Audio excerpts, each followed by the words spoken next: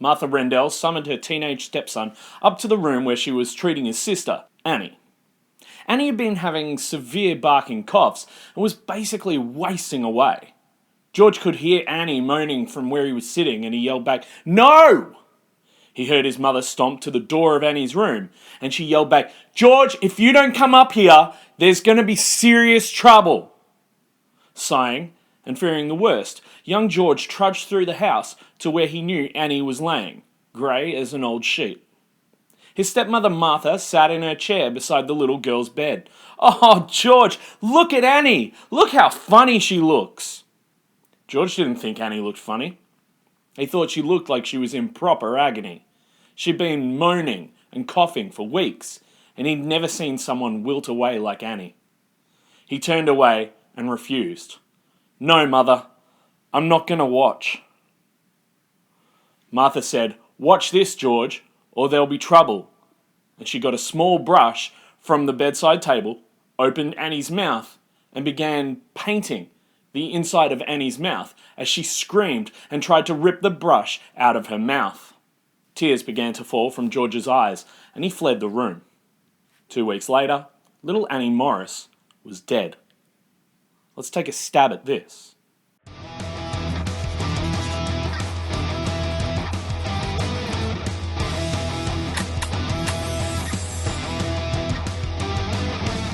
Hi mates, and welcome to Something About Murder. I'm Jay Something, and every week I bring you a couple of cases from Australia's true crime history. If this sounds interesting to you, please help us out by shooting the like button with your trusty boomstick, stabbing the subscribe button until it bleeds, and then punching the notification bell in the face to be notified every time we release a new video. All of our episodes are released at the same time in podcast format on Spotify, Apple Podcasts, or wherever you get your true crime podcast fix. This is the final episode of the season. Let's enjoy this. Enjoy? No, that's not the right word for a murder podcast. Nope. This story begins in South Australia in 1906 when Thomas Nichols Morris, a railway carpenter, moves his wife Sarah and 5 children to the Perth neighbourhood of Subiaco. This was at the request of Sarah, because Tom Morris had been having a passionate affair with his neighbour, 35-year-old brunette mother of 2, Martha Rendell. And Tom's wife intended to keep him as far away from her as possible. She was trouble.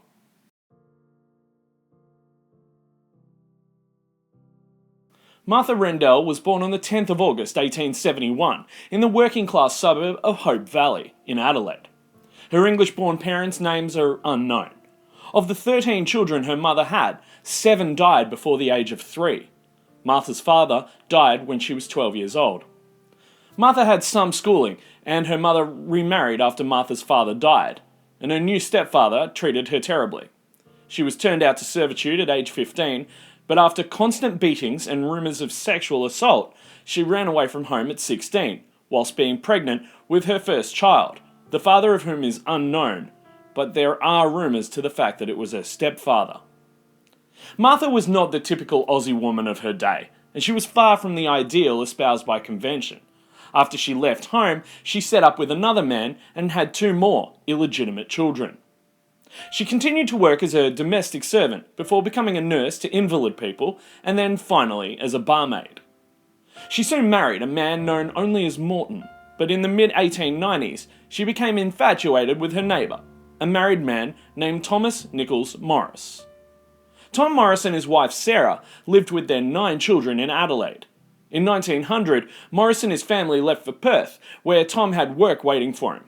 Sarah was motivated to leave Adelaide simply because, in the small gossipy town, Martha's affair with Tom was not tolerated and was considered scandalous.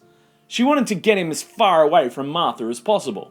There were several moves back and forth between Adelaide and Perth as Tom attempted to resolve his deteriorating domestic situation. The Morris family quickly adapted to their new circumstances after getting rid of the obtrusive mistress, and at first it seemed like a wise decision. The discovery of substantial gold reserves in Kalgoorlie and Coolgardie caused a boom in Western Australia, and Tom Morris had no trouble obtaining employment or comfortably supporting his family. However, the family's tranquil existence was short-lived. Martha Rendell would not give up on Tom. After leaving her husband and children in Adelaide, Martha showed up in Perth. Rendell's sudden appearance in town did nothing to help the tempestuous marriage of the Morris family. In April 1906, everything came to a head. Tom and Sarah had a huge argument. Tom accused Sarah of drunken infidelity, beat the absolute living shit out of her, gave her a black eye, and ejected her from the home, ordering her never to return, while he stayed there with the kids. After nearly 10 years of waiting, Rendell had finally achieved her long-awaited dream, when the Morris marriage broke down irrevocably. Morris was granted custody of his 5 youngest children, but divorce was out of the question, being expensive, scandalous, and still controversial in 20th century Western Australia. In February 1907, Tom Morris, his 5 children, and Martha Rendell, who served as his wife, moved into a rented weatherboard home at 23 Robinson Street, East Perth. The neighbours knew her as Mrs. Morris, and the kids were cautioned to only call her mother, under threat of a violent beating. Olive, Annie, Arthur, William and George Morris were among the Morris children. Their ages varied from 5 to 18, and William and George, the 2 oldest teens, had finished high school and were now working full-time jobs. The idyllic life that Martha had believed was within her grasp when she broke down the marriage of Tom Morris eroded quickly. Tom worked away from home for long periods of time. This woman, who had left her own children back in Adelaide, now found herself a single parent to 5 of somebody else's children, who in all likelihood were just as displeased about the circumstances as she was. Added to this, Martha's secrecy about her true marital circumstances led to an enforced isolation. Any request for help brought with it the chance of discovery. Martha could not risk this because she was already a pariah back in her hometown where she deserted her family, and discovery meant she'd be ostracised from this community as well. But idle hands make the devil's work. Martha Rendell had plenty of opportunity to take advantage of the children. Nobody had anything positive to say about Martha, with the exception of the enamoured Tom Morris. The Morris children called her vile behind her back. The neighbours, perplexed by what the charming and mild-mannered Tom Morris saw in his brazen, loud-mouthed and overbearing wife, spoke to each other about her harsh verbal abuse and physical beatings of the 2 younger Morris children, Olive and Annie. The youngsters were all rosy-cheeked and in radiant health before Martha Rendell had returned and ruined the Morris family's lovely existence. They developed a noticeable pallor and slenderness under the care of their new mother, as if the food they were being fed had no nutritional value. In addition to being in poor condition, the kids received frequent beatings. One day, Martha Rendell beat little Annie so severely that she was unable to walk. The reason given for the beating was that Annie refused to follow Martha Rendell's instructions since she was not her real mother. Both of the little girls complained of having colds and sore throats non-stop during the winter of 1907. Eventually, the kids were constantly ill, and their sore throats were so excruciatingly painful that Tom Morris insisted on seeing the neighbourhood doctor, Dr. Cuthbert, who recommended frequently painting the kids' infected throats with a prescription medication and a medicinal brush. When neighbours heard the youngsters screaming in pain from inside the house, Martha Rendell explained them away by calling them spoiled brats who didn't like having their necks painted because it felt ticklish. Rendell performed the routine throat paintings behind closed doors. Little Annie Morris, who had rebelled against Martha because she wasn't her true mother, was the one who the adult found the most enjoyable teasing. According to the neighbours who saw through the windows, the cruel Rendell rocked back and forth in her chair next to the child's bed as she watched her frail, fragile body deteriorate, while being tortured and racked by her constant barking coughs. Only her laughing was loud enough to drown out the dying girl's constant cries. Martha Rendell summoned Annie's elder brother George to come check how funny his sister looked when the child moaned that her entire body hurt as if it was on fire, and tried to get out of bed but couldn't muster the energy. George had to turn away from the scene because he was so terrified, but Martha had him watch as she used the big brush to paint Annie's throat, which the young girl tried to take out of her mouth. When Annie Morris ultimately passed away in anguish on the morning of the 28th of July, 1907, she was spared from experiencing even more suffering. Dr. Cuthbert acknowledged that he was perplexed by what led to the death of the young child. Nevertheless, no autopsy was sought because there was no reason to suppose that foul play had taken place, especially coming from a woman who Dr. Cuthbert thought to be Annie's biological mother, because he'd never been told otherwise. He produced a death certificate claiming that the kid had contracted diphtheria, a dangerous infection that assaults the throat's mucous membranes and releases a toxin that harms the heart and brain system. While tiny Annie Morris was being laid to rest, Olive Morris, Annie's younger sister, was in line for a similarly terrible fate thanks to the malevolent Martha Rendell. She insisted on painting Olive's neck with the same brown-coloured medicine, despite the child's cries that the material was burning her throat and causing excruciating pain, in order to protect her from the terrible disease that had murdered her sister. Dr. Cuthbert was called in to examine Olive at the family's request. He was again perplexed by her symptoms and came to the conclusion that they were the same as the diphtheria that had killed her sister. He agreed with Olive's mother that the throat swabbing appeared to be the only method to heal the condition, and that it must continue after consulting with another doctor who was called in to examine the youngster. On the 16th of October 1907, Olive Morris, aged 5, passed away in anguish, and a death certificate was issued without even a niggling suspicion of foul play. In the winter of 1908, about a year after the passing of Olive, 14-year-old Arthur developed the same sore throat. Martha Rendell set out to treat him by painting his throat as she had done for his sisters and following the doctor's advice. The boy objected in anguish to the regular throat paintings, and the neighbours once more had to grow used to the daily blood-curdling cries of pain that emanated from the Morrises' home each evening. Good old Dr. Cuthbert was summoned once more, and after witnessing and analysing the once fit and healthy teenager's emaciated and inflamed body, he once more departed the house, shaking his head in alarm. But once more, the doctor had advised the boy to simply get throat paints as a treatment. A next-door neighbour, Mrs. Carr, heard Arthur's cries for help. More than once she heard him scream, "Murder! Police! Save me! She's murdering me!" And when she peeped out of her window to investigate, saw Martha Rendell doing something to his throat. When Mrs. Carr visited the boy, she thought he was about to die. He was lying amidst clots of blood, too weak to speak. When she asked Martha what was wrong with him, she was told that he was being treated for his bowels and throat. Mrs. Carr smelt the contents of the bottle in Arthur's room and reeled back, saying, "Good God, woman! You are not using this for the boy's throat, are you? It's enough to kill a horse!" Mrs. Carr said the boy should be in hospital, but Martha wouldn't hear of it. Mrs. Carr didn't push it any further. After all, Martha was Arthur's mother. Wasn't she? When Martha wasn't around, Arthur managed to tell George that the medicine she gave him was burning his chest and throat. At one stage, he seemed to be getting better and was moved outside to recover. Even that was done cruelly. Martha carried him out to the front veranda, threw him onto a wire stretcher and said, "There! Die!" This was witnessed by a couple of neighbours, including Mrs. Carr, and soon after, Martha moved him to the back veranda, away from the prying neighbours' eyes, and within a week, Arthur was dead. Martha had claimed her third victim. Up until his death, Martha had remained at his bedside, frequently applying the medicine to his swollen throat. Dr. Cuthbert intended to undertake an autopsy this time, along with other medical professionals that he had consulted during the children's illnesses. They had to get permission from the boy's mother, and the sly Martha Rendell, who was posing as the victim's grieving natural mother, not only granted it, but also, to their shock, requested permission to attend the autopsy. The only option the physicians had was apparently to let her. The grim-faced murderer watched as the medical staff dissected the body parts of young Arthur Morris and studied his organs to see what caused his death. Her bet that she wouldn't be exposed as a brutal child killer paid off. Perhaps the severe, emotionless presence of the deceased's mother during the autopsy led the medical professionals to miss the obvious.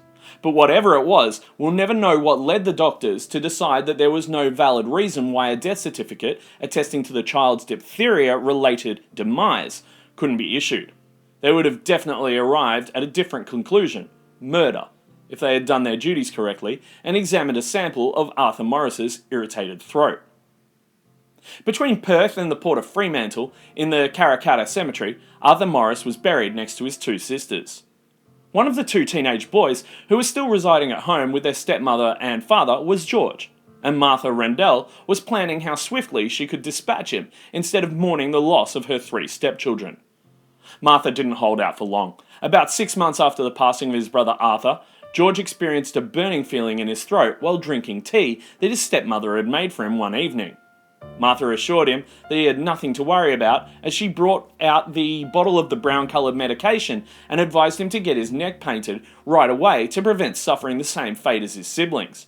She promised to nip it in the bud immediately. But the older and wiser George withdrew from the house and sought refuge with his biological mother Sarah, who lived in a nearby suburb. In light of what had occurred to his sisters and brother, and the suffering which he had seen them go through, which appeared to make Martha Rendell gloat rather than care, George told Sarah that Martha had poisoned his brother and sisters, and that he had run away to prevent the same thing from happening to him. Sadly, it was only at this time that Sarah Morris heard what was going on in the Morris household. She used to see her children on their way home from school every day, but stopped when the kids told her that they would get a beating from Martha if she found out. Because George's father was unaware of his son's whereabouts, and because odd things had been happening in the house ever since the Morris family had moved in 2 years earlier, suspicious neighbours notified the police when George went missing. George and Sarah also told police. Detective Inspector Harry Mann, a young detective who already showed Sherlock Holmes traits early in his career, was given responsibility of the investigation, and he and Detective Aubrey Lamond, his partner, began carefully questioning the neighbours. Early on in the case, it was agreed not to inform Mr. and Mrs. Morris that they were being investigated in case something went wrong and they made the decision to flee or destroy any evidence that might be found. Everyone in the neighbourhood related the same tale. The Morrises were the subject of many neighbourhood rumours. The agonising screaming coming from the Morris home could be heard from many homes away, according to the neighbours. Neighbours also described how their 3 once healthy children's condition quickly declined when the throat paintings began, how their mother had repeatedly blamed the symptoms on them, and how they had ultimately passed away. One neighbour recalled how, when the screams were too loud, she'd repeatedly peered through the window to see a child writhing in agony on the bed, while Martha rocked back and forth in a chair and grinned as she watched. Detective Inspector Mann became convinced that he was dealing with a significant murder investigation after speaking with George Morris at the home of his true mother. The painting of the children's throats and their deaths had a clear connection. However, what was it? Inspector Mann had the remains of the 3 children exhumed, and the state's top medical experts were summoned in to re-examine them behind closed doors, so as not to alert the press or the suspected killers. At this point, Tom Morris was just as much a suspect as his de facto wife. They were instructed to pay close attention to their necks this time. Mann's intuition was correct. Diluted hydrochloric acid, which is a potent, colourless acid, created when hydrogen chloride gas dissolves in water, had been painted on the kids' throats by Martha Rendell. Hydrochloric acid was mostly employed in industrial and laboratory procedures, despite being easily accessible as a cleaning agent in the home. The fact that the Morris children had passed away in such misery was not surprising. It was clear that Martha Rendell had coloured the hydrochloric acid brown in order to make it resemble the medication the doctor had prescribed. Upon further investigation, Mann found out that Thomas and Martha had both purchased the acid. Tom and Martha were brought in for questioning. When it finally made sense, neighbours and the medical professionals who had treated the sick Morris children at home were astounded to learn that Rendell wasn't really their mother. It seems like the stepmother was getting rid of the undesired stepchildren out of jealousy over how her lover felt about them, but they wondered how someone could approach it in such a nasty and cruel way. Well, despite her claims of innocence, Martha Rendell was unavoidably found guilty because the weight of the evidence against her. Detectives found it difficult to believe Tom Morris was unaware of what was happening, despite his passionate denials to the contrary and clear abuse at his hands.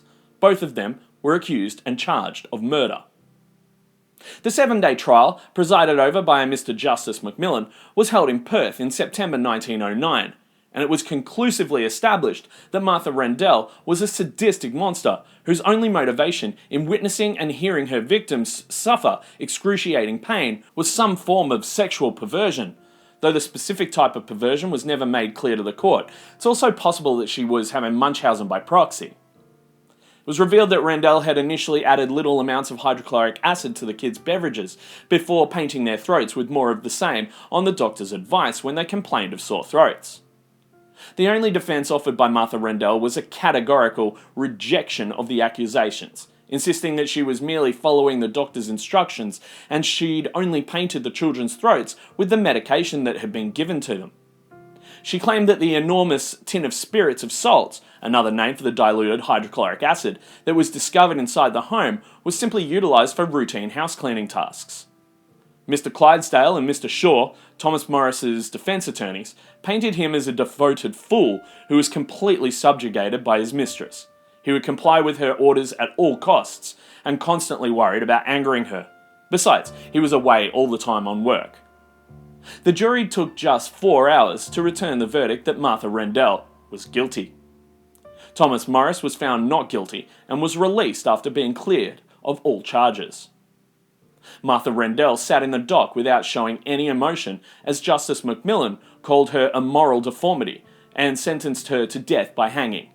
However, she began to sob as she left the dock. Despite the seriousness of her crimes, Martha Rendell's execution was opposed by a sizable group of people. Only 2 women had ever been put to death in Western Australia, and the large number of politicians, religious leaders, and other well-known public figures who vigorously opposed her execution dubbed it barbaric. But it was in vain, and October 6, 1909, Fremantle Prison planned to execute her by hanging.